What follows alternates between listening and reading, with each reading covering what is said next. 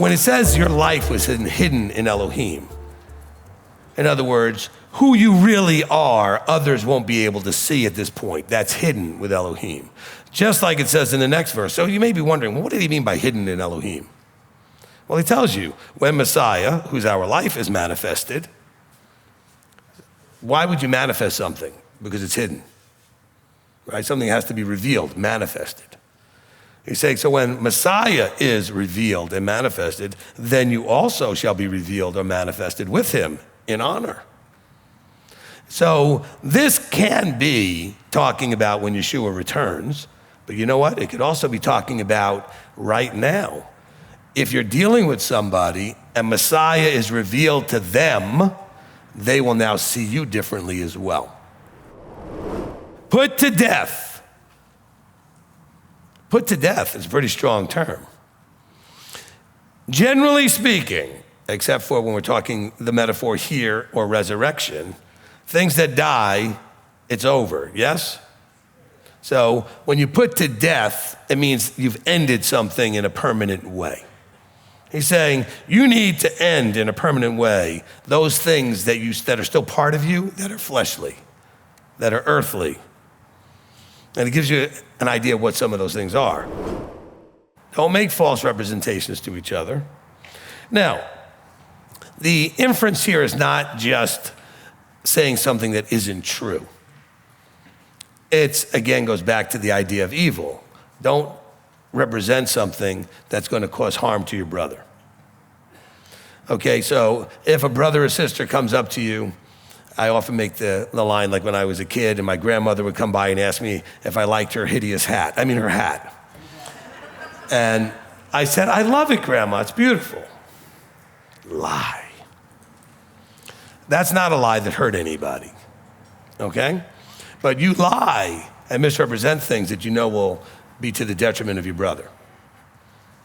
Don't do that, he says. That's why it's in the same kind of thing with displeasure, wrath, evil, blasphemy. These are all things where you're causing harm through your mouth.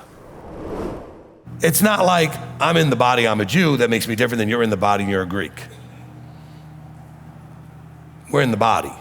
Or I'm outside the body and I'm a Jew and you're outside the body and Greek. No, you're outside the body. Doesn't matter if you were a slave or free. Doesn't matter if you're male or female. Doesn't matter if you were black or white. Doesn't matter. Nothing matters except are you in or are you out? And that's what he's trying to explain. Stop using all these other criteria as weapons against each other. It doesn't matter what you look like, where you came from, how you speak and sound, what your accent is. It doesn't matter how tall or short or fat or skinny, what color your hair or eyes are. None of that matters.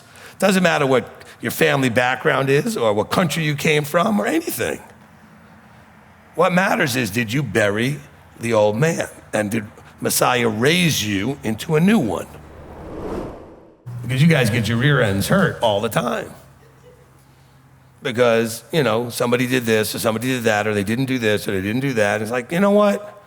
You're dealing with an imperfect world with imperfect people. That stuff is absolutely going to happen, like all the time. Get over it.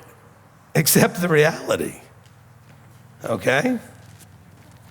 He's like, look, you need to bear with one another. Well, you wouldn't have to bear with each other if you guys are so perfect. Why would you have to bear with one another? Bear, what does that mean? It means patiently tolerate. Okay? Guess what? Everybody has to tolerate you. Because a lot of you married the other one thinking, oh, I can work with that. Good luck. Doesn't work that way. People generally don't change. Not a whole lot. I'm talking about from a personality point of view. Sure, they may stop sinning and stop, doing the things that are scripturally inappropriate and incorrect and start doing the correct things. But the things that irritate you aren't usually those things anyway. It's personality stuff. It's relational things between a husband and wife. And a lot of it really comes down to the failure to understand the role and to be willing to walk in the role. You must believe all of the book. So the book says you will reap what you sow. The book says Elohim is not mocked, you will reap what you sow. The book says that you will be judged, all of us, individually, according to our works, by the judge, not by each other, by the righteous judge. So why do you worry so much about everybody, what they're doing is wrong and this and that, and how it's like your job to straighten it all out and correct everybody? He says, it's not your job. Now, you may be in certain times, you are in an authority position where there may be an aspect of that, where you do need to correct and do certain things. But more often than not, you involve yourself in places that you do not belong and do not have the proper authority to be jumping in and involving yourself in correcting. Everything you do in your life, there's a right way, and then there's a way we used to do it. Okay? And you can't try to spin your used to do it way into the right way, even if it's just because it's not there. I mean, by accident, some of the things you've done in the past may have been correct, but you need to make sure. Don't assume that they are, but instead, look at the word. We got to know, as it says at the end of verse 18, those things that are proper in the master. The end of verse 20, that are well-pleasing to the master. How are you going to do that if you don't know what pleases him? How are you going to do that if you don't know what he says is proper? And none of that's going to matter, even if you know it, if it's not as frontlets, if it's not like in an awareness all the time. Well, I'm offended by that. Well, I don't really care about that part of you. That part of you can be offended all it wants. That part needs to die and be buried. You know, I'm not talking to that part of you. Well, I'm offended by what you just said.